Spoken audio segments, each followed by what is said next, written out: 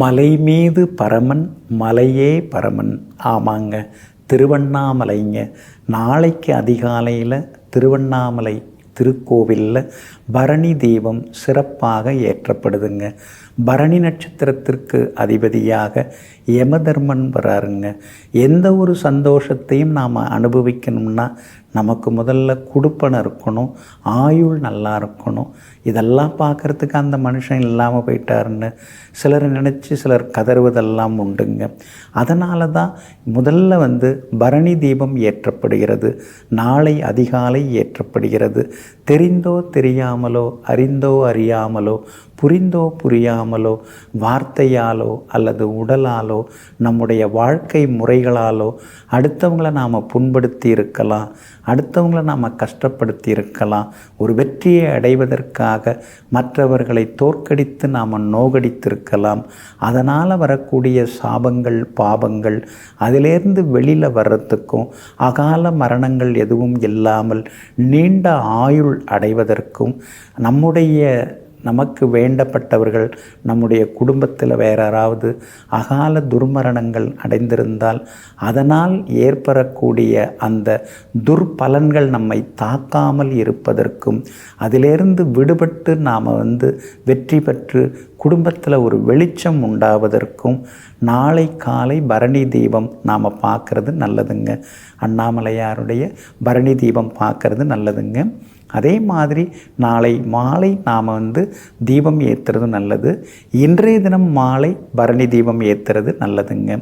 அதே போல் இந்த பரணி தீபம்ங்கிறது சாதாரண விஷயம் இல்லைங்க.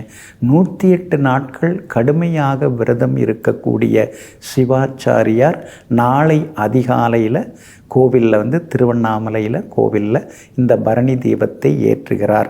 இந்த பரணி தீபம்ங்கிறது 5 அம்சங்களை காட்டும் தீபம். அதாவது அண்ணாமலையாருடைய கருவறையில் நாளை அதிகாலை பரணி தீபம் ஏற்றப்பட்டு அர்த்த மண்டபத்தில் 5 தீபங்களாக இதெல்லாம் காட்டப்படுங்க.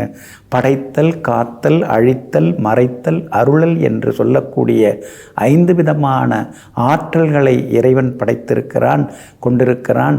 அந்த 5 விதமான ஆற்றல்களை வெளிப்படுத்தக்கூடிய வகையிலே பஞ்சபூத வகையிலேயும் இந்த 5 தீபங்கள் நாளை அதிகாலையிலே சன்னதியிலே ஏற்றப்படுகிறது. பஞ்சமுக தீபம் ஏற்றப்படுகிறது. அது மட்டும் இல்லைங்க, அதாவது இந்த பரணி தீபம் ஏற்றப்படுவதே ஜீவாத்மாவினுடைய அம்சமாக இருக்குதுங்க. மலையில் ஏற்றப்படக்கூடிய தீபம் பரமாத்மாவினுடைய அம்சமாக இருக்குதுங்க.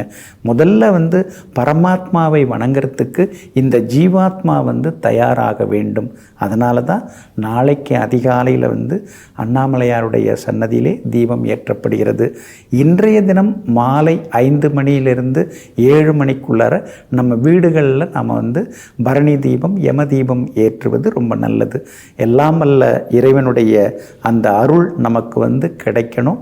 அதனால தான் நாம் தீபம் ஏற்றி வழிபடுவோம். ஏன்னா பரணி தீபத்துக்குன்னு நிறைய பலன்கள் ஜோதிட சாஸ்திரத்திலையும் சொல்லப்பட்டிருக்குங்க.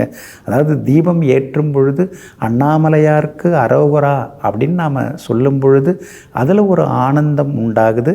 அண்ணாமலையாருடைய அருளும் கிடைக்கிறதுங்க. அப்படி இருக்கிறதுனால திருவண்ணாமலையிலே நாளை அதிகாலை பரணி தீபம் ஏற்றப்படுகிறது.